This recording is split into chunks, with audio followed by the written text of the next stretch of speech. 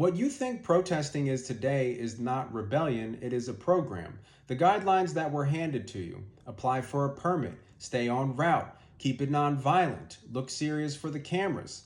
This was not written by revolutionaries, this was written by an empire to make sure your anger never leaves the sandbox they built for you. And it wasn't always like this. In the beginning, protests were raw and the real version of being rebellious. Slave uprisings, bread riots, peasants burning tax ledgers. It was survival, not performance. It wasn't legal, it wasn't safe, and it wasn't meant to be contained. But the empire learned if you can't stop the anger, learn to manage it. And that's why the freedom of assembly was written into law, not to unleash the people, but to trap real rebellion inside of rules and paperwork. By the 1800s, permits and police escorts replaced real uprisings. By the 1900s, protests turned into parades. And by the Cold War, protests became theater, globalized, branded, and sold to you as the proper way to dissent. When uprisings threatened the system, the empire didn't just send in troops, it rewrote laws. After the Peterloo Massacre in 1819, when cavalry came in and cut down peaceful reformers in Manchester, Britain passed the Six Act, a law that banned seditious meetings, censored radical papers, and gave police sweeping power to shut down crowds before they even formed.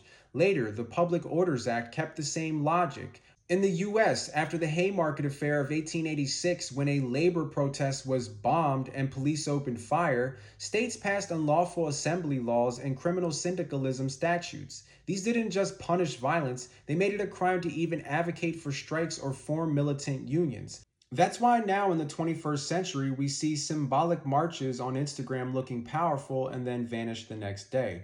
Arrests staged like badges of honor that do nothing to shift power. That isn't resistance, that's content. That's free advertisement for the empire that knows exactly how to absorb your outrage, process it, and go back to business as usual.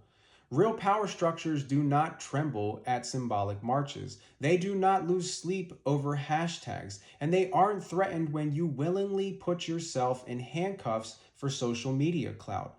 That isn't a blow against them, that's their playbook working. The empire doesn't crush dissent anymore, it manages it. It packages protest as a performance, complete with rules, optics, and safe arrest for the cameras. It gives you the script, you play your role, and the system stays intact. If we're serious about real change, we need to stop mistaking theater for impact. We need to stop being useful actors in a drama written by our oppressors. Real resistance means stepping off their stage, refusing their rules, and moving in ways that they can't predict, can't permit, and can't turn into a photo op.